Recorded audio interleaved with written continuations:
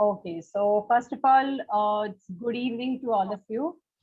And let me introduce myself because I can really see many of like few new faces also.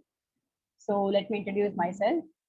I am Miss Komal. I'll be teaching like science ka specifically hum part 2 ka, that is the biology chapters will be taken by me.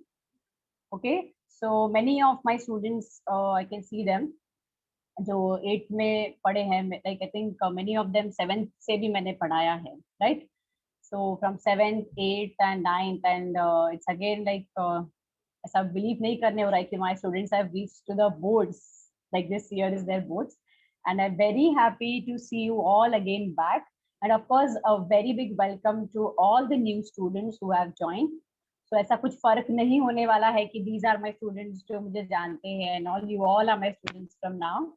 Okay, so fine. So the part 2 का जो भी biological topics रहेगा, specifically biology topics, because I have done my masters in biology, so I have a lot of experience in teaching that specifically.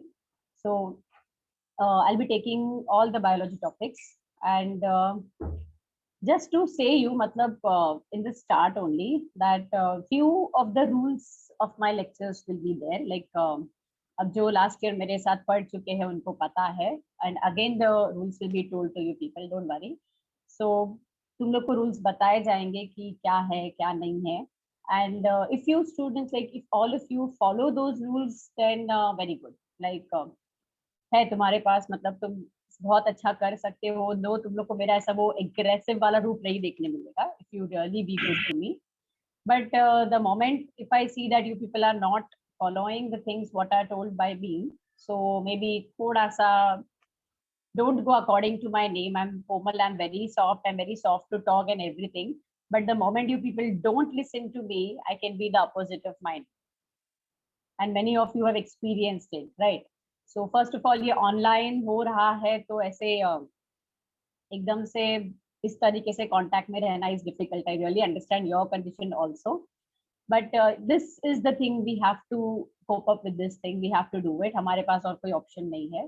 So this is the only thing how which we are going to do. जब तक चीजें normal नहीं हो जाती, this is the only way how will be meeting, talking to each other, seeing each other, and clearing your doubts is my job. कितनी बार अगर कोई topic पढ़ाया जाता है, डाउट आता है, that's your job to keep on asking me. Ma'am नहीं समझ में आया है, वापस रिपीट करो, वापस एक्सप्लेन करो, चलेगा. I will take my time, I do that to you people. तो उसमें ऐसा कुछ भी ये नहीं रहेगा. But homework will be given to you like every day, mostly every day homework will be given to you, but I'll see to it कि homework वही चीजें रिपीट नहीं हो रही है जो तुमको स्कूल से मिल रही है. लाइक स्कूल में अगर बोला गया है कि ये एक्सरसाइज लिखो या उसके लिए क्वेश्चंस लिख दो, तो वही तुमको यहाँ पे सेम नहीं होगा repeat. I give you few of the questions which are really very important, जो मुझे लगता है कि नहीं ये तुम लोग ये चीजों में परफेक्ट होने चाहिए. So only few of those things will be given as homework. So don't consider like कि होमवर्क नहीं होगा, एंड डोंट कंसिडर कि होमवर्क बहुत ज्यादा होगा. ऐसा नहीं है. It will be somewhere in between. Okay, fine. So first of all, let me tell you something about myself. I have completed my graduation, post-graduation. I have been appearing for few of the entrance exams now. Side by side, I have been teaching, or I have been in this teaching profession from last 4 years. Okay, so when I was studying, with that, I was doing my teaching wala thing because my passion was teaching, which जिसको मैंने अभी पिछले कुछ सालों से teaching as my profession बना दिया है. So of course, I'm a professional teacher again now, and something उसके अलावा देखने जाएंगे तो even I love fun, comedy and all that. So during the lecture वो तुमको ऐसा कुछ ना कुछ बीच में आता रहेगा, because as per human brain capacity 45 minutes के beyond you cannot concentrate much. तुम कितना भी चाहो तो your brain cannot do that. You just really need a break of 4 to 5 minutes, and then again you can be back on the route for studying. So ये सारी चीजें अपन मतलब मुद्दे नजर रखते हुए ही हम चैप्टर्स लेंगे, टॉपिक्स लेंगे. सो एकदम से प्रेशराइज नहीं किया जाएगा मेरे साइड से तुम लोगों को, but yes, when it comes to studies there will be a kind of pressure. So you have to follow few things, compulsorily कुछ करना है. एक बात इम्पोर्टेंटली मैं बताना चाहूंगी is about mental state of students right now is exams होगा नहीं होगा, ऑनलाइन है ऑफलाइन है, कितना पढ़ना है। सो मैं स्टार्ट में ही तुमको एक छोटा सा 2-3 मिनट में एक प्यारा सा मैसेज देना चाहती हूँ जो तुम लोग को थ्रू आउट द ईयर याद रखना है। ऑनलाइन हुआ, वेरी गुड, ठीक है, तुम लोग को तो बेस्ट ऑफ 5 की भी जरूरत नहीं, बस जाओ टिक टुक कर दो, एमसीक्यू दे दो, खत्म। Your life is sorted for this year, 2021 sort हो जाएगा। ऑफलाइन होता है तो मैम रिस्की है, ये है वो है, या तब तक अगर क्लियरली हो भी जाता है तो हमको पढ़ना पड़ेगा।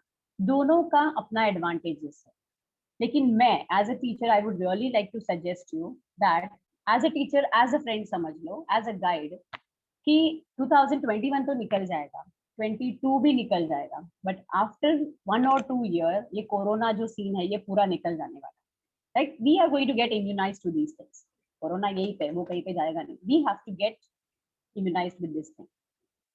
ओके, सो हमारे अंदर वो एक होना चाहिए वो मेंटालिटी कि अभी नहीं तो आने वाले 5 साल में लाइफ कितना डिफिकल्ट हो सकता है, how difficult it can be after 10 years. तो उसमें सस्टेन करना इजी है क्या? नहीं। तो उसमें अगर तुमको सस्टेन करना है तो अभी से अगर तुम प्रॉपरली, मैं तुमको बेसिक के साथ ही सब पढ़ाऊंगी, सो अगर बेसिक्स के साथ सारी चीजें याद रखोगे, so this will help you out in your future.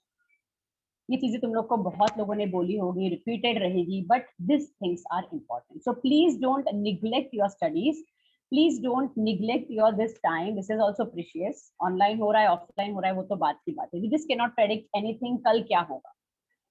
अभी जैसे परसों हुआ था डिस्कशन कि चलो अपन कल लेक्चर लेंगे, but what happened, Monday Tuesday I was going to take your lecture, but what happened because of that cyclone thing, weather problem, nobody could take lecture, like ऐसे कुछ भी हो सकता है, anything can happen, but life is going to be difficult after a few years, so you guys have to be very much like no like खुद से ही तुमको sincere होना है पढ़ाई। मैं होमवर्क दूंगी, मैं होमवर्क चेक भी करूंगी, मैं ओरल भी लूंगी, सब कुछ होगा, एवरीथिंग।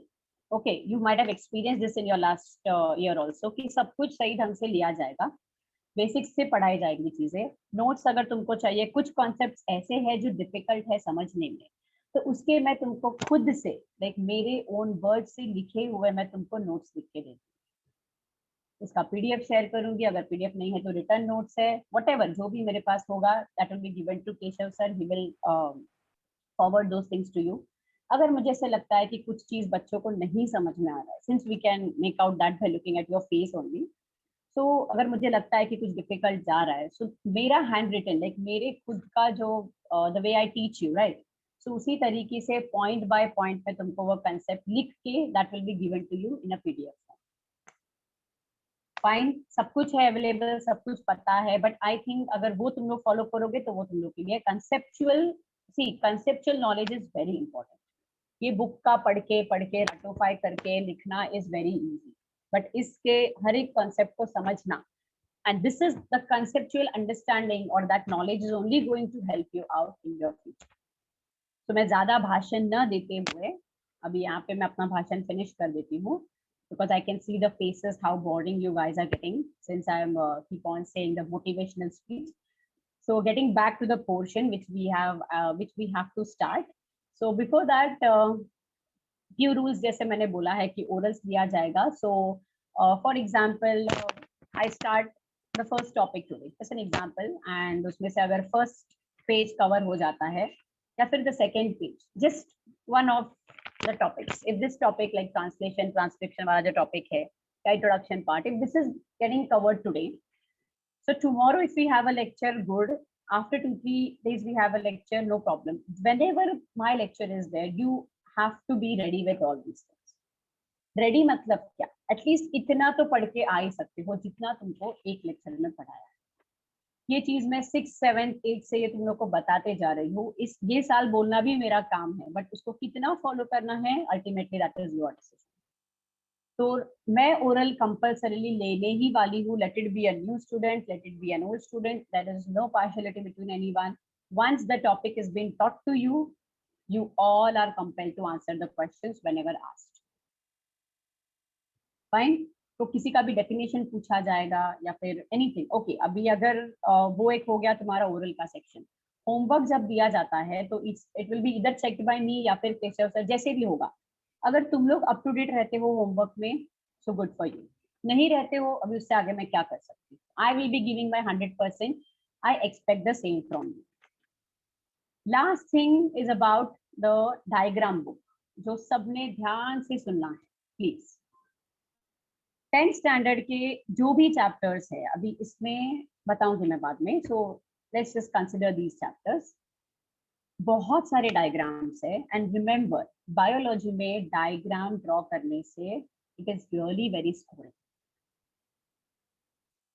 एक डायग्राम आता है 3 मार्क्स के लिए, एक आता है 4 मार्क्स के लिए, एक आता है 2 मार्क्स के लिए. The moment you draw a 3 और 4 मार्क का डायग्राम ड्रॉ करके तुम इमीडिएटली उसका लेबलिंग कर देते हो, it seems that you guys have scored those 3 marks. Like वो मेरा हैबिट था कि जब मैं 10th के एग्जाम्स देती थी, तो when I used to come back, I used to literally count those marks और वो मार्क्स मुझे आते थे. So I think diagrams play a vital role. Okay? So तुम लोगों को एक डायग्राम के लिए एक स्पेशल अलग बुक बनाना है.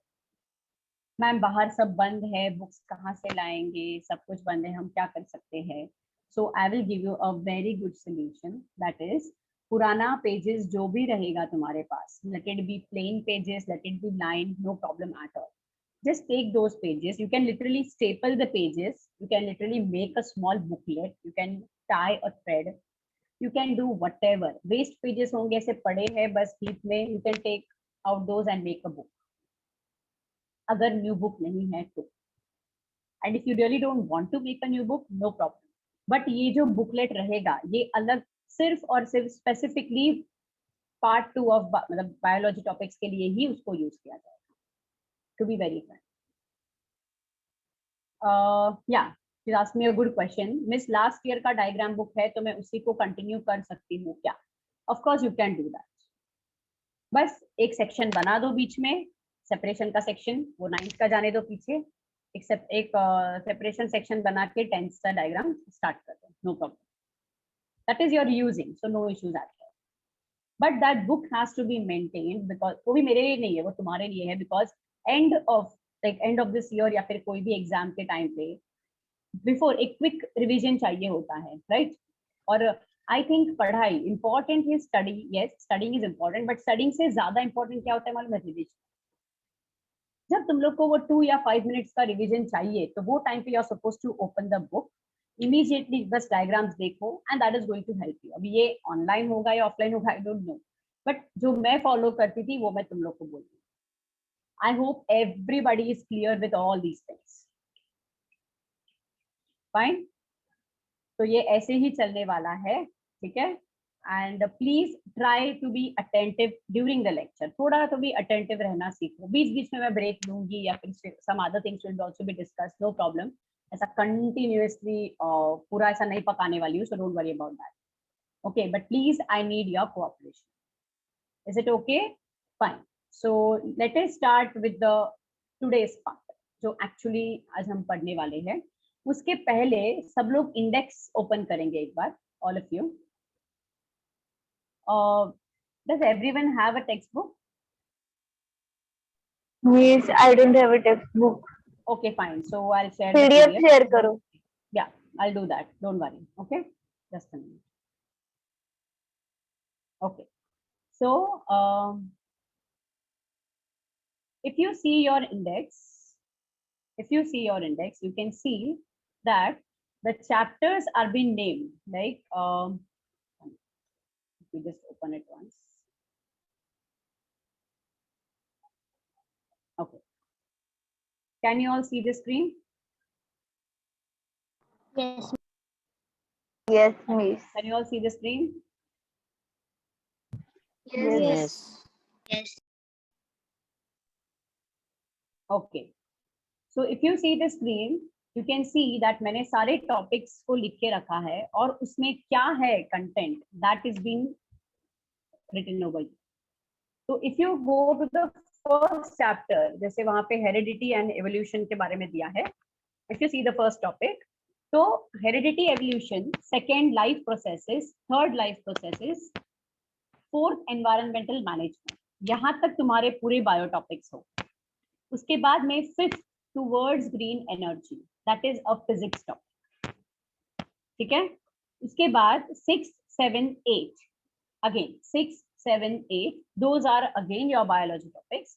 And then last में social health and disaster management are the normal like थोड़ा सा कम वेटेज वाले टॉपिक्स है वो, but then yeah उसको भी पढ़ना है, importance देना है, but if few of the long questions can be asked from those topics also.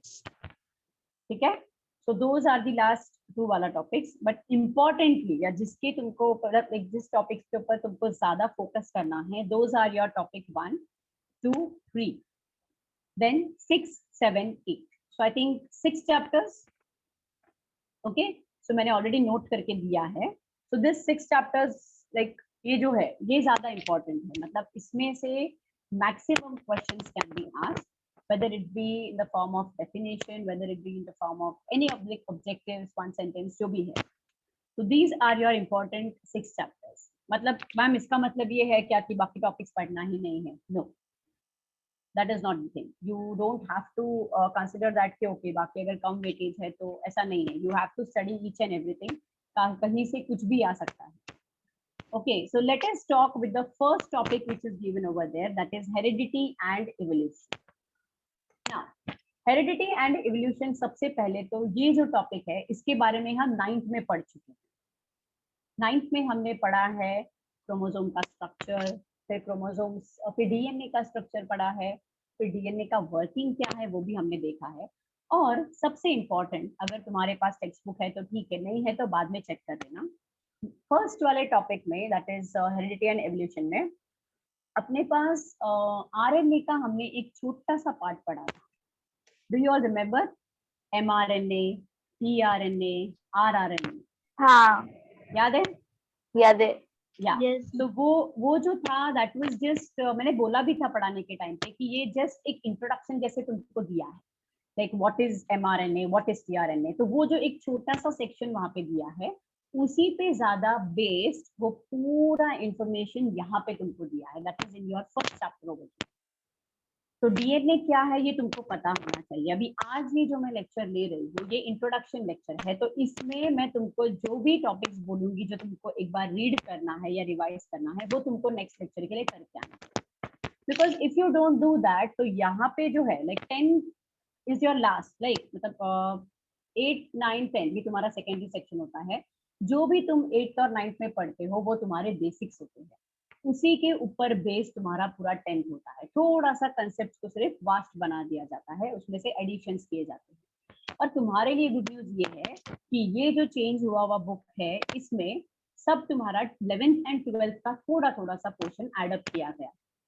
तो अभी तुम्हारा डिसीजन है तुमको क्या करना है. You have to be thorough with your basics. अगर बेसिक्स क्लियर नहीं है तो मुझे वापस जीरो से सब कुछ पढ़ाना पड़ेगा और तुम्हारा पूरा 2021 का आधा 22 भी इसमें ही निकल जाएगा. Okay, so please be thorough with your basics. जो लोगों ने ऑनलाइन होने के बावजूद भी लास्ट ईयर अच्छे से पढ़ाई किया है, सब डेफिनेशन सब कुछ याद है, तो उनके लिए जब मैं पढ़ाऊंगी तो वो बहुत इजी हो जाएगा, because they will be recollecting those terms back from their last year. Okay, so first topic heredity and evolution में ये जो ट्रांसक्रिप्शन, ट्रांसलेशन, ट्रांसलोकेशन ये जो मैंने लिखा है इसमें से तुमको 110% क्वेश्चंस पूछा ही जाएगा. Late it B MCQ, late it B short note, late it be defined, whatever, इसमें से तुमको क्वेश्चंस आएगा ही. एंड ये पूरा डिपेंड करता है तुम्हारे आरएनए के स्ट्रक्चर पे, या जो भी मैंने लास्ट टाइम पढ़ाया था उससे ज्यादा इंपॉर्टेंट है डीएनए का स्ट्रक्चर, उसका फंक्शन. तो you people have to just revise once जो भी तुमने 9th में हेरिडिटी एंड वेरिएशन टॉपिक में पढ़ा था. ठीक है, सो प्लीज रिमेंबर दैट. वो तुम्हारा होना ही चाहिए पढ़ के उसमें से, मतलब एटलीस्ट अगर मैं ऑन द स्पॉट किसी को पूछ लेती हूँ, जैसे एन एग्जाम्पल मैं किसी को भी पूछ लेती हूँ कि what, okay so I think एक थोड़ा सा ट्रायल लेके देखते हैं. What is the full form of DNA? deoxyribonucleic acid. Okay, right. What is RNA? Ribose nucleic acid, right? So ये अभी तुमको पता है तो it just became so easy. You know the 3 types of RNA. Okay, सो अगर ये चीजें तुम लोग 9th का थोड़ा सा एक क्रोमोसोम का स्ट्रक्चर, फिर क्रोमोसोम का नंबर, फिर क्रोमोसोम्स का फंक्शंस क्या है, वो कहाँ पे प्लेस्ड है, न्यूक्लियस में है कि साइटोप्लाज्म में है, तो ये क्वेश्चंस एक बार अगर तुम लोग 9th का रीड करके लोगे, so when we will start with that topic तो इंट्रोडक्शन के टाइम पे तुम्हारे लिए वो इजी हो जाएगा। तो जो लोग पढ़ के आएंगे उनके लिए कॉन्सेप्ट एकदम ऐसा मस्त, cup of T, very easy. लेकिन जो नहीं पढ़ के आएंगे, बिकॉज उनका प्रॉब्लम कहाँ पे हो जाएगा, मैं उनको ट्रांसलोकेशन पढ़ाऊंगी, ट्रांसलेशन पढ़ाऊंगी, और वो लोग ऐसे सोचते रहेंगे अरे डीएनए के बारे में क्या था, क्रोमोसोम में था, डीएनए का काम क्या था। सो मैं मेरा ट्रेन आगे लेके जाऊंगी और तुम लोग स्टेशन पे खड़े रहो, तो ऐसा नहीं होना चाहिए। तो अगर तुमको कॉन्सेप्ट समझना है तो बेसिक्स क्लियर होना जरूरी है, ठीक है। Moving to the next topic, that is about life processes in living organisms part 1। अब यहाँ पे जो दिया है, यहाँ पे मैंने लिख चुकी हूँ मैं, जो इम्पोर्टेंट है, तो सेल डिवीजन के बारे में तुम लोग इसमें पढ़ेंगे, मियोसिस माइटोसिस क्या है पढ़ेंगे, aerobic and anaerobic respiration. Ma'am aerobic and anaerobic के बारे में हमको पता है, हमने हार्मफुल एंड यूजफुल ऑर्गेनिजम्स में ये चीज पढ़ चुके हैं कि aerobic is like aerobic respiration जिसमें ऑक्सीजन का नीड होता है, एनएरोबिक जिसमें ऑक्सीजन का नीड नहीं होता है, फिर भी वो माइक्रो ऑर्गेनिजम्स वहाँ पे ग्रो होते हैं। ये सिर्फ डेफिनेशन है, या तुमको एक दो पॉइंट्स दोनों के पता होंगे, बट यहाँ पे हम पढ़ेंगे biochemistry. What is biochemistry now? Biochemistry, biology chemistry को मिक्स करके बायोकेमिस्ट्री बनाया है। इसका मतलब we have many of the reactions which keep on taking place in our body. तो एरोबिक एनएरोबिक के भी तुमको बहुत सारे रिएक्शंस रहेंगे। If you want, if you guys have your text book open, please open that chapter and please see कि उसमें तुमको कुछ ना कुछ रिएक्शंस, कोई फ्लो चार्ट, कोई टेबल ऐसा दिखेगा। मियोसिस माइटोसिस तो my dear children very very important, मतलब अभी से उसको स्टार मार्क कर दो या व्हाटएवर यू वांट, उसको एक ये कर दो, बिकॉज उसमें से कोई ना कोई क्वेश्चन जरूर पूछा जाएगा। Right a short note on meiosis, right a short note on mitosis, whatever it can be, with diagrams with all the stages, very very important। तो ये क्या है क्या नहीं है वो हम चैप्टर के टाइम पे देखेंगे, यहाँ पे जस्ट एक शॉर्ट में मैं एक्सप्लेन कर रही हूँ।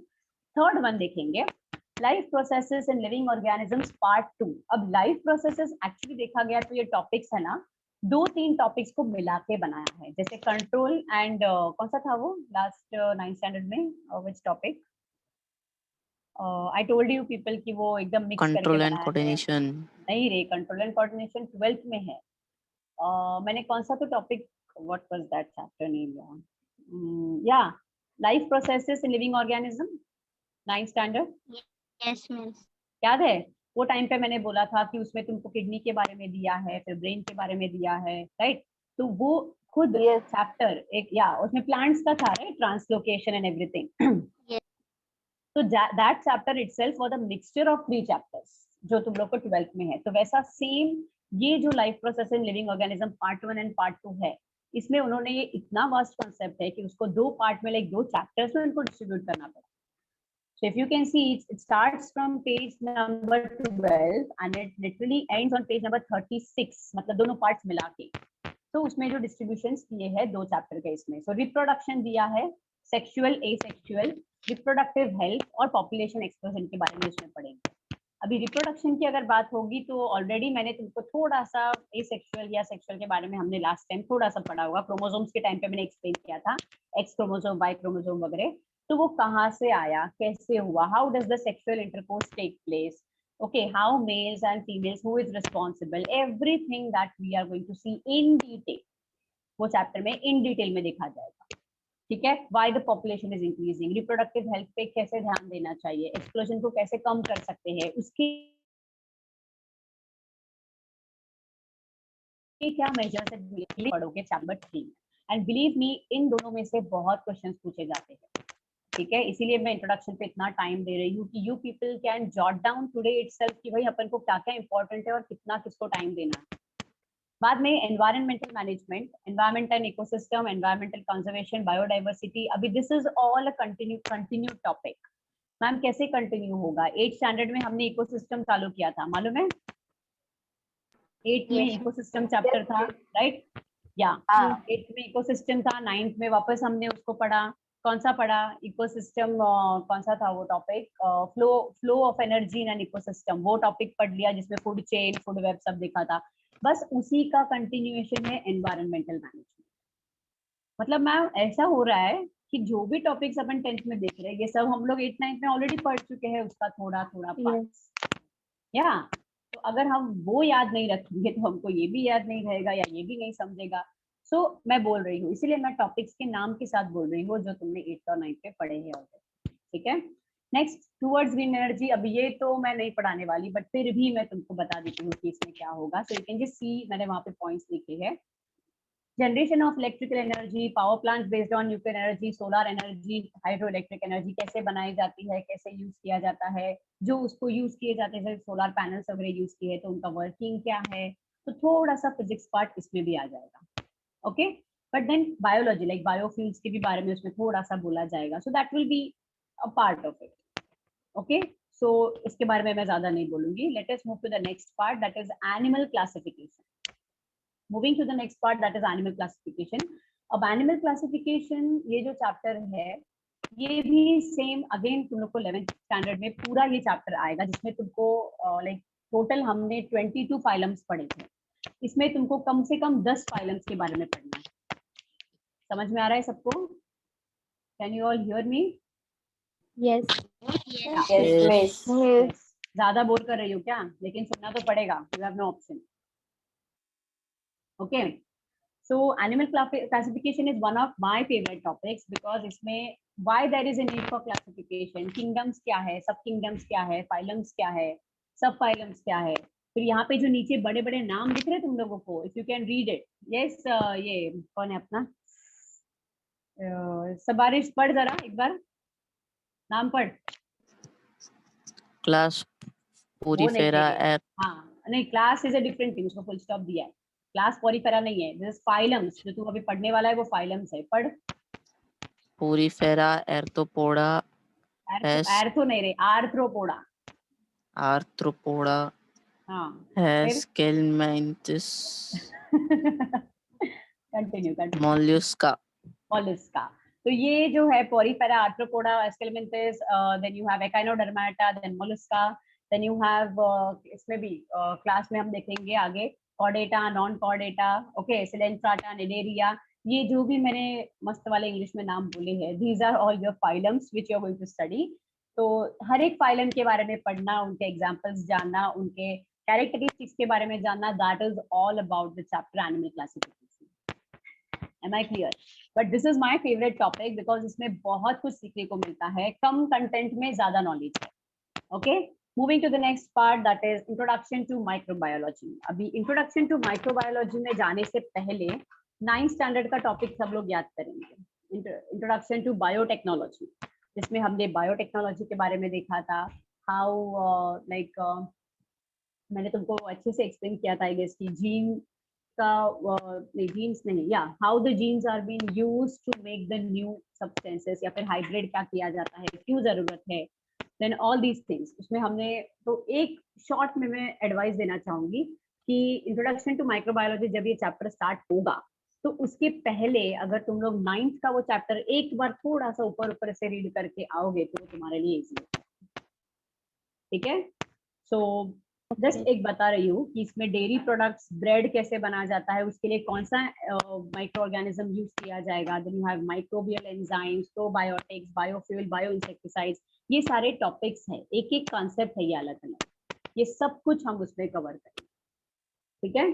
तो उसमें बहुत सारे तुमको अलग अलग माइक्रोब्स के नाम आएंगे, वेरी डिफरेंट डिफरेंट नेम्स, और इतना गंदा स्पेलिंग रहेगा ना कि तुम लोग को लिखने के सिवाय, प्रैक्टिस करने के सिवाय you won't be having any other option.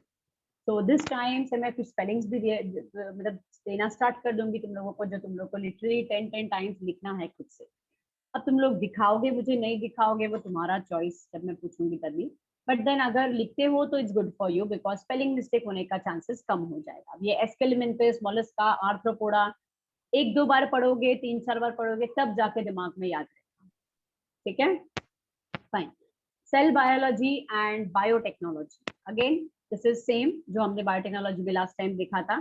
इसमें थोड़ा सा तुम लोग को एडिशन पॉइंट्स है, जैसे ये पॉइंट्स तुम लोग अगर देख रहे हो तो सेल बायोलॉजी में क्या है, स्टेम सेल रिसर्च होगा।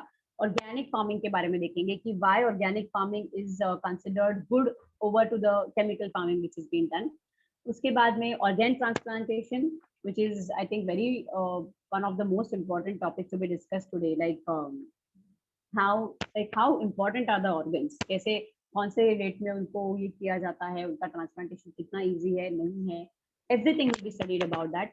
अगर कोई बाहर से हम ऑर्गन लेते हैं या फिर any of the other organ is been put or fit into your body, does it really get that synchro of your body? ये सारी चीजें इसमें पढ़नी है जिसमें ब्लड का कंट्रीब्यूशन आएगा. अब इस टॉपिक के लिए अगेन बायोटेक्नोलॉजी दिया है.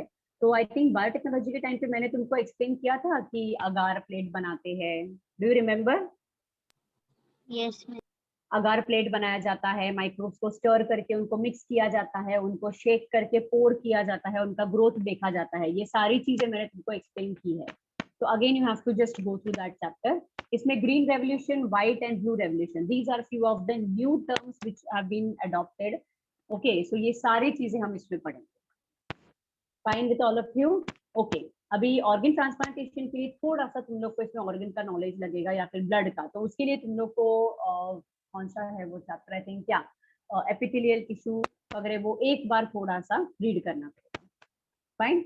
उसके बाद में the next is about social health. अभी सोशल हेल्थ और डिजास्टर मैनेजमेंट के बारे में मैं ज्यादा ऐसा क्या बोलूं, बिकॉज मेरे हिसाब से ये सारे topics are very common. Like social health and disaster management is already, I think 8th में भी तुम लोगों ने डिजास्टर मैनेजमेंट देख चुके हो कि अर्थक्वेक का, फिर उसका earthquake, then you have tsunami, you have any other natural calamities and manmade calamities, उनका क्या फर्क पड़ता है, कैसे होता है. So that is all which is going to be coming in your disaster management. How you have to get up, like how you have to cope up through that. So that will be like okay that. I think these chapters will be considered like a discussion. कि मैं तुमको कुछ पूछूंगी, तुम लोग को मुझसे ज्यादा पता होगा ऐसा मुझे लगता है. You guys can reply me back with the answers. And social health ये जो चैप्टर है ये खास तुम लोगों के लिए होगा, क्योंकि social health is social media.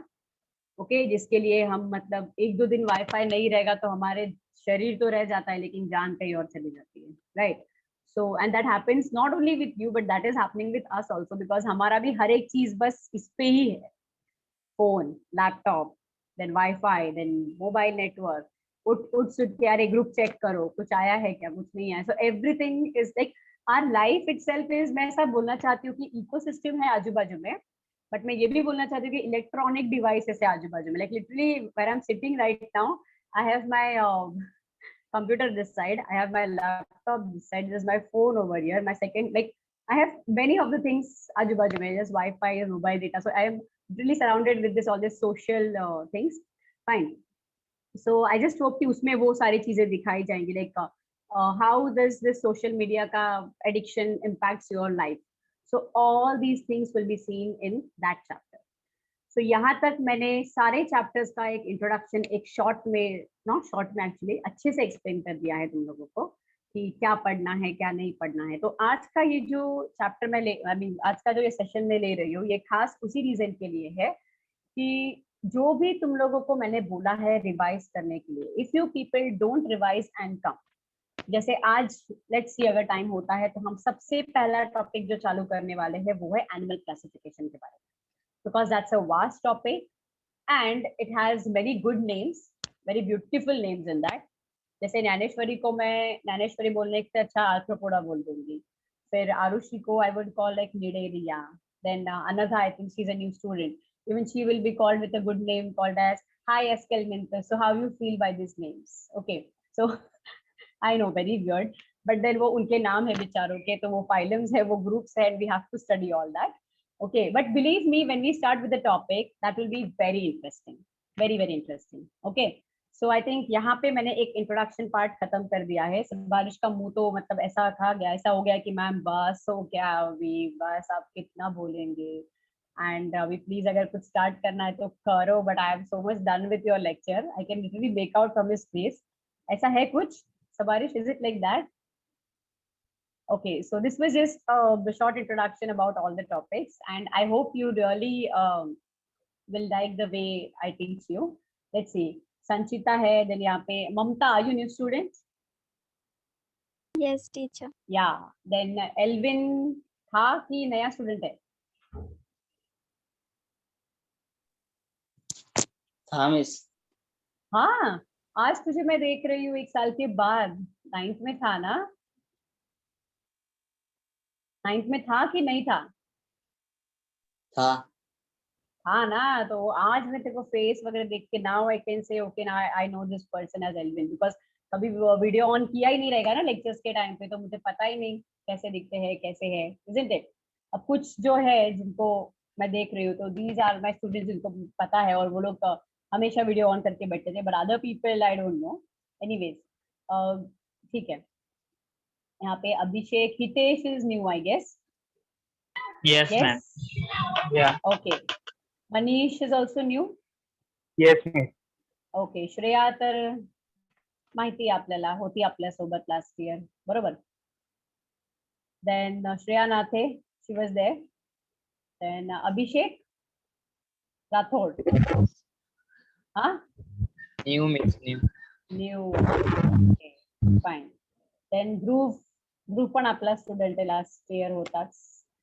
Pragati is new student नहीं, हाँ इसका भी फेस आज देखा है ना, so I feel like she is a new student और समथिंग, इसलिए प्लीज वीडियोस ऑन किया करो एटलीस्ट स्टार्ट में, पता तो होना चाहिए किसको पढ़ा रही हूँ. Then Prajakta, okay. Yashodas, hi, कसा आहेस? लास्ट इयर कधीही तू व्हिडिओ ऑन करत नव्हतास, आज तू व्हिडिओ ऑन केलेस, मला खूप बरं वाटत आहे की okay my student is here. Very nice. Okay, then Harshal is new. Harshal,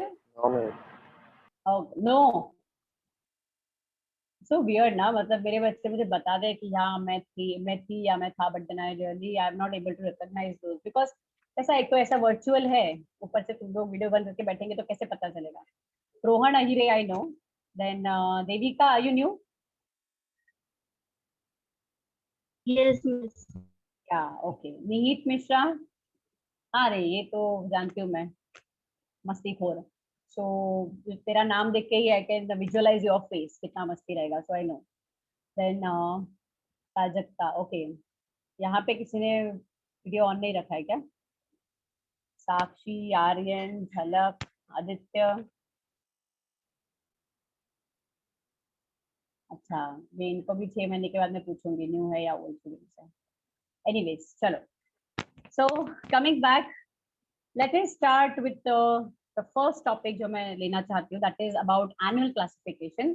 so I just hope कि सारे जो भी रूल्स मैंने बताए हैं, थोड़ा बहुत टाइम लेके बोला है, बट देन वो सब फॉलो होना चाहिए, because even if I am investing 15 minutes into that rules बताने वाला thing, so that has to be like followed from your side. Okay, so मैंने पहले ही अच्छे से वार्न कर दिया है, अगर मेरी सारी चीजें तुम लोग फॉलो करोगे तो you will be my really favourite and good and sweet students. अगर फॉलो नहीं होता है, so you will be very bad and very bad student. So that depends on you कि तुम लोग को स्वीट स्टूडेंट जैसे रहना है या नहीं. You can see me as very happy today, very excited for my first lecture. अगर ऐसे ही हर एक लेक्चर में देखना चाहते हो, so please follow the things, नहीं तो मेरा एग्रेसिव अवतार भी आ सकता है. Okay, so my behavior depends on your behavior.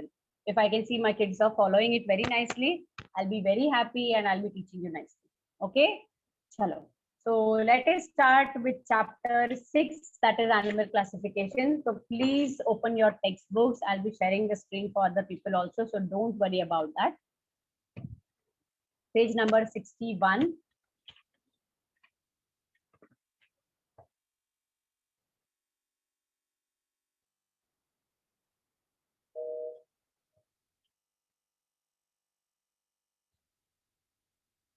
Okay, can you all see the screen? Yes, miss. Yes, miss. Okay.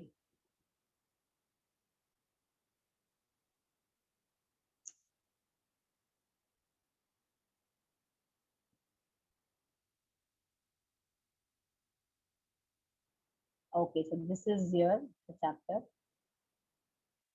Okay. So today we are going to start with animal classification, and reason यही है कि ये मेरा topic बहुत favourite है, तो हम इसी से शुरुआत कर लेंगे. एंड इसमें बहुत सारा कुछ थ्योरी है याद रखने जैसा, इसमें तुमको एम्पल ऑफ होमवर्क भी मिलेगा, शायद कुछ डायग्राम्स, शायद कुछ राइट एंड शॉर्ट वगैरह क्वेश्चंस दिए जाएंगे. So that all those things you have to follow, you have to do your homework. Before going to the homework part, let us see the first thing they have given on your page number 61. So Arushi, you don't have textbook, right?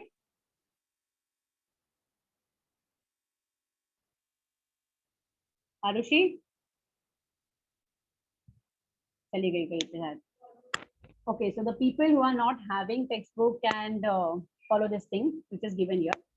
Okay, तो सबसे पहले तो question ये है कि why there is a need for classification. Classification is not only a question about like animals में होना चाहिए या plants में होना चाहिए. हर एक like even microorganisms can be classified on few of the basis. अभी इसी क्लासिफिकेशन यहाँ पे 10th में हमने ये टॉपिक हम देख रहे हैं एनिमल क्लासिफिकेशन. 9th में हमने टॉपिक देखा था. So can anybody guess that topic जो हमने क्लासिफिकेशन के बारे में पढ़ा था फर्स्ट पार्ट में, फर्स्ट 10 चैप्टर्स के बीच में ही था वो. Yes anyone? Classification of plants. Yes, good. Classification of plants जिसमें हमने थैलोफाइटा, ब्रायोफाइटा, टेरिडोफाइटा, then इसमें एंजियोस्पर्म, जिम्नोस्पर्म, ये सब कुछ देखा था. It was a very short chapter. So before going to that, if you see there, the living organisms are divided into two. Okay, सबसे पहले होते हैं prokaryotes and then you have the eukaryotes. जो अब मैम prokaryotes और eukaryotes क्या है? So yes, Naneshwari, can you define who are prokaryotes?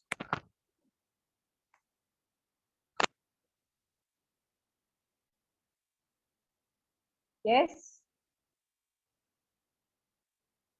Because यही से चालू होता है तुम्हारा basic things now. So anybody who can define prokaryotes and eukaryotes. Ma'am prokaryotes eukaryotes कब पढ़ा था हमने? प्रोकैरियोट्स यूकैरियोट्स पढ़ा था 8th स्टैंडर्ड में, first chapter. Yes Anagha, can you try at least one definition? Prokaryotes, can you try? नहीं सवारिश बोल, बहुत सो रहा था तो अभी तक. अभी उठ जा और आंसर कर. चल उठ जा भी नींद से एकदम. My God, I'm feeling so bad. Prokaryotes are Yeah. the organisms with 2 or more cells, and eukaryotes are single-celled organisms. Prokaryotes are single cells and eukaryotes are multi-cell. I think Sakshi has really answered it very well, better than my God. You know, बेटा तुमने जो बोला first one जो definition था, that was about unicellular and multicellular. The one with single cell is called as a unicellular organism. The one with many cells or multiple cells are called as the multicellular organism. We come under multicellular organisms. Amoeba comes under single cell. Okay. Prokaryotes are the organisms with a defined nucleus, advanced nucleus. Sorry, oh my God, मैं भी confused हो गई.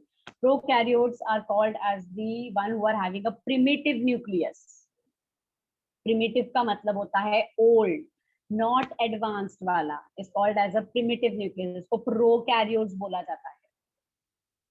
Okay मैंने इसका idea भी दिया था ये कैसे पढ़ना है. Prokaryotes, so this is like old या फिर प्रिमिटिव वाला जो एडवांस नहीं रहेगा ज्यादा. ठीक है. एंड वेराज मैंने यूकैरियोट्स के लिए बोला था EU का मतलब होता है true.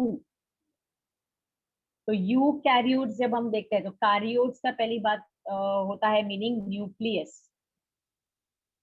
So when I'm saying prokaryotes मतलब primitive nucleus, old nucleus. When I'm saying eukaryotes, तो इसका मतलब true nucleus, defined nucleus या फिर you can say advanced nucleus. Yes. So we are eukaryotes as much as we are very much advanced.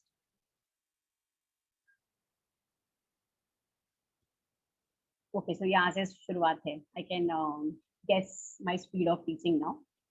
Eukaryotes, prokaryotes का definition पता होना चाहिए. Unicellular, multicellular पता होना चाहिए. The whole living things, or you can say the whole living organisms are divided into 5 kingdoms. ये भी हम 8th standard के first chapter में पढ़ चुके हैं. Kingdom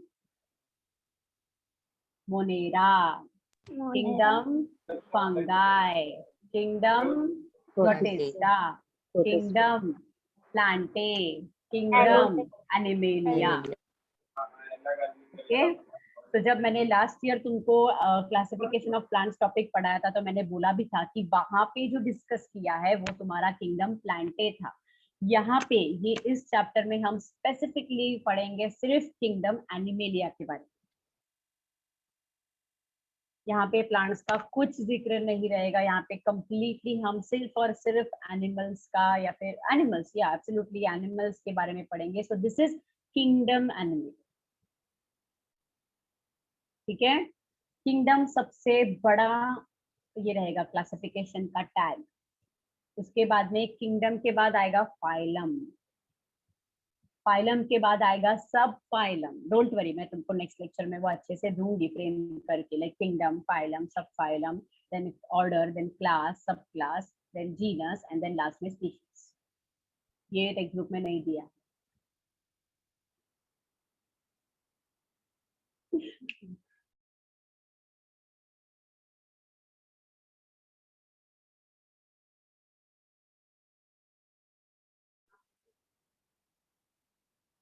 okay fine.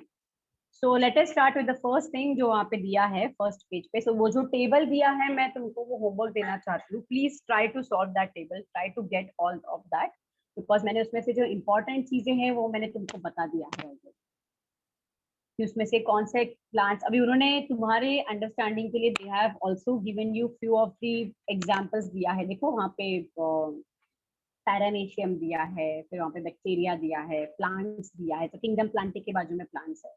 So try to fill up that flow chart. Abhi, the main thing why there is a need for classification, the very first thing why there is a need for classification is whenever we are taking lectures, like when we teachers are taking lectures, तो हमारे लिए ऐसा है कि I have to know that which standard का कौन से दिन पे कौन से standard का lecture होने वाला है, right? So if now I don't know you people, so मैं ऐसा याद रखूंगी, okay, तो okay, she's Anagha, then he is Hitesh, she's Naneshwari। नाम होना important है, कौन से स्टैंडर्ड का है वो भी important है, because same Anagha will be in 9th standard, same Hitesh will be in 9th standard again। So there is a need of classification to know that okay, Anagha is from 10th standard SS state, so I can आराम से एकदम से click हो जाएगा, अच्छा हाँ वो student है। हितेश है 9th स्टैंडर्ड का, ओके, तो आई नो कि ये पर्सन वो नहीं। So hence classification is needed. वैसे मैं तुमको एक अच्छा एग्जांपल देती हूँ। आई सीन मेनी पीपल कि they have been seeing young ones of snake का young one होता है and they call it as earthworm। I have literally seen people like that कि snakes का young one just because मतलब बहुत fast they do their movement, but then earthworm को बहुत लोग, मतलब अर्थवर्म में भी टाइप्स होते हैं, you know, like you have segmented, तो उसका भी ये होता है। तो people what they do is कि मेरे साथ ऐसा इंसिडेंट हुआ था कि स्नेक रहता है, लाइक स्नेक ही था वो, वेरी छोटा सा एकदम बेबी रहेगा, just like out of the like और something, and one of my friends is like अरे अर्थवर्म है, like no. So this might happen with you people also. Centipede millipede होता है जिसको हम आई डोंट नो तुम लोगों को पता है कि नहीं, पैसा करके बोलते हैं उसको। Have you seen that? वो ऐसा एक क्रिएचर रहेगा, उसके आजू बाजू में लेग्स होते हैं, कंटिन्यू चलते हैं, ऐसे ऐसे लाइक वेरी स्पीड में it keeps on moving. And पहले लाइक हम बचपन में हम लोग भी बोलते थे हाँ मेरे घर पे पैसा दिख गया, मतलब हमारे यहाँ पे पैसे आने वाले हैं, like many people call it like that. So that was ऐसे when I was young we used to say all those things, like when I was a kid. तो उसमें भी सेंटीपीड मिलीपीड होता है। तो सेंटीपीड मतलब जिसका डिस्टेंस ज्यादा रहेगा उनके दो लेग्स के बीच में, मिलीपीड मतलब दोनों के बीच का डिस्टेंस कम रहेगा लेग्स का। तो ये कैसे पता चलेगा? अर्थवर्म के ऊपर सेगमेंट्स होते हैं, ये अर्थवर्म है उसके ऊपर लाइनिंग्स प्रेजेंट है। Have you ever observed an earthworm? ऐसा क्लोज देखा है, उसके ऊपर लाइंस प्रेजेंट होते हैं। अभी तुमने इतना देखा तो नहीं होगा, but I had one of my projects on earthworm, तो मैंने अच्छे से उनका ग्रोथ सब कुछ सब देखा है। कितने सेगमेंट्स होते हैं? 100 to 120 segments on a single earthworm. Okay, so ये सब कैसे पता चलता है कि how a snake can be different from an earthworm? What can be दोनों का डिफरेंस? स्नेक किस पे फीड करता है, अर्थवर्म किस पे? Earthworm can feed on paper also, earthworm can feed on leaves, right? है उसका, मट्टी में तो वो मस्त रहता ही है ऑब्वियसली, बट हम लोग ने उसको पेपर में डाल के देखा था, तो वो पेपर में भी अच्छे से खा पी के एकदम तंदुरुस्त बन के हो गया था. So that was a kind of experiment. So that is what I'm saying, कि why there is a need of classification. You really need to classify them, but उन classification के लिए कुछ base होना चाहिए. जैसे यहाँ पे मैंने भी जैसे हितेश और अनघा का जो एग्जाम्पल दिया है कि 10 standard, so standard is important. Which division, अब यहाँ पे डिवीजन नहीं है, स्कूल में होता है, so division B, division C, right. So you have some basis. कौन से बेसिस पे किया है? स्टैंडर्ड के बेसिस पे किया है, डिवीजन के बेसिस पे किया है. सरनेम के बेस पे भी मैं कर सकती हूँ, रोल नंबर के बेस पे भी कर सकती हूँ. So these are the basis. वैसा सेम बेसिस तुमको दिया है पेज नंबर 62 पे. Once you go to your page number 62, you can see वहाँ पे अलग अलग क्राइटेरिया तुमको दिया रहेगा. Like history of animal classification में दिया है, why there is a need. वहां से पूरा स्टार्ट की वो साइंटिस्ट ने क्या बोला है, क्या जरूरत था, वहां से लेके पूरा तुम जो नेक्स्ट पेज पे आओगे, दैट इज पेज नंबर 64. 64 से तुम्हारा वो बेसिस चालू हो जाता है कि कौन से बेसिस पे उसको क्लासिफाई करना चाहिए. जैसे ग्रेड्स ऑफ ऑर्गेनाइजेशन, किसका स्ट्रक्चर कैसा है. सेकेंडली बॉडी सिमेट्री, सबका बॉडी एक जैसे है क्या? नहीं. अर्टन कैन बी सो मच, इतना चिंटू हो सकता है. स्नेक इतना चिंटू होता है क्या? नहीं. Snake will be 10 times more, 20 times more, right. So वो उसका बॉडी सिमेट्री हो गया. मैं जस्ट एक ऊपर से बता रही हूँ, आई am not going into the depth of it. फिर जर्म लेयर्स के बारे में बोला है, तो एक्चुअली ऑर्गेनिजम्स के अंदर 3 ही जर्म लेयर्स होते हैं, बट कुछ ऑर्गेनिज्म 2 जर्म लेयर्स के बने होते हैं, कुछ 3 के होते हैं, कुछ 1 से ही बनता है. मोस्टली 1 से तो होता ही नहीं है, मोस्टली 2 ही लगते हैं. बट अगर ए बी सी ऐसे 3 जर्म लेयर्स प्रेजेंट है, तो एक तो ये 2 से बना रहेगा, नहीं तो ये 2 से बना रहेगा, नहीं तो ये 2 से बना रहेगा. So what are those germ layers? कौन से फाइलम्स, कौन से जर्म लेयर्स, मतलब वी कैन से कौन से फाइलम्स में, कौन से ऑर्गेनिजम्स में कौन से जर्म लेयर्स है, वो जानना जरूरी है. उसके बाद में नेक्स्ट दिया है बॉडी कैविटी के बारे में. बॉडी के अंदर कैविटी प्रेजेंट होता है, स्केलेटन होता है, ठीक है. तो कैसे है, किसका बॉडी कितना हॉलो है, कौन से इसमें कितना फिल्ड है. बॉडी सेगमेंटेशन, तो ये जो सेगमेंटेशन की मैं बात कर रही थी, जिस तरीके से सेगमेंट्स का मैंने ऑर्थोम का एग्जांपल दिया, तो यहाँ तक मैं ऐसा बोल सकती हूँ कि ये जो लास्ट का जो टेबल वहां पे दिया है, that is on page number 66, kingdom, body organisation, then body symmetry, body cavity, phylum. I am not teaching anything, मैं डिटेल में कुछ किधर भी नहीं जा रही हूँ, बट ये जो चीजें हैं, इनके बेसिस पे आगे जब हम पॉलीफेरा स्टार्ट करेंगे, फाइलम पॉलीफेरा जो फर्स्ट अपना फाइलम है, जब हम फाइलम पॉलीफेरा स्टार्ट करेंगे, तो वहां से हमको समझेगा कि जब तुम लोगों को ये grades of organisation, body symmetry, अगर ये तुम लोग को क्लियरली समझ में आता है, तो जब हम फाइलम स्टार्ट करेंगे, तो सबसे पहले जब उसमें बोला जाएगा the body is bilaterally symmetrical, अगर तुमको बायलैटरली सिमेट्रिकल पता ही नहीं है, तो तुम लोग वो कैरेक्टरिस्टिक याद कैसे रखेंगे? Are you getting my point? तो उसके लिए सबसे पहले तुमको कैरेक्टरिस्टिक्स पढ़ने से पहले you are suppose to know कि कौन से बेसिस पे हम उसको पढ़ने वाले हैं. Am I clear with it? तो मैंने एक बस स्टार्टिंग का इंट्रोडक्शन पकड़ के come back to your page number 1. तो वापस मैंने ये पूरा एक स्टार्टिंग से तुमको एक जस्ट आउटलाइन बता दिया है, और एक बिलीव मी, एक बार तुम लोग को उसमें से पूरी तरीके से वो जो भी बेसिस दिया है, बॉडी सिमेट्री, बॉडी कैविटी, एक बार वो तुम समझ गए, वो तुमको याद रह गया, तो बाद में कैरेक्टरिस्टिक्स याद करना उतना ही इजी हो जाएगा. Am I clear till here? सबको समझा यहाँ तक? अभी आज फर्स्ट डे है या फर्स्ट डे था, होने को आया है, so it's getting over, right. So today no homework to you people, because आज बहुत सारा तुम्हारे ऊपर बम्बार्डिंग कर दिया है मैंने, रूल्स बता के, ये बता के, बहुत सारी चीजें बता के, इंट्रोडक्शन का तो पूरा मतलब ऐसे टेंशन दे दिया तुम लोग को, माय गॉड कितना कुछ पढ़ना है हमको. सो ऐसा बहुत कुछ मैंने ओवरलोड कर दिया है तुम्हारे दिमाग को, एंड 45 मिनट्स भी हो चुका है, तो तुम लोग इतना ध्यान भी नहीं देते रहेंगे, I know that thing, but then I don't think so कि इतना कुछ बोर किया है मैंने. डोंट वरी, अब हम रोज मिलेंगे एक दूसरे को बोर करने के लिए, so no issues. Okay, so today इतना ही इंट्रोडक्शन में रखना चाहती हूँ, इसके आगे I don't want to start anything. Because next lecture में फ्रेश अच्छा सा हम लोग एक नया ये टॉपिक स्टार्ट करेंगे। Is it fine? सो जो कुछ भी रूल्स बोला है बुक्स को लेके या फिर होमवर्क को लेके, सो डोंट थिंक कि I am very strict and all, but then जैसे मैंने बोला, if you follow all these things वो तुम्हारे लिए ही काम आएगा। बहुत लोग रहेंगे जो साइंस एस्पिरेंट्स रहेंगे, साइंस लेना रहेगा उनको लाइफ में आगे कभी, तो कोई तो रहेगा जिसको साइंस लेना रहेगा, कोई तो रहेगा जिसको साइंस में बायोलॉजी लेने का रहेगा। So this things will be like, बोलते हैं ना, मतलब ये ABCD है तुम्हारे लिए। अभी अगर ये ABCD अच्छे से पढ़ लोगे, so making words and sentences will be very easy for all of you. समझा यहाँ तक? समझा आज का? Okay okay, so I think that we should end up with the lecture. So Keshav sir, are you there?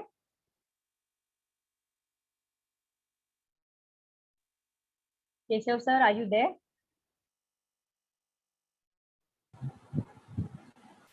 Keshav sir? Okay.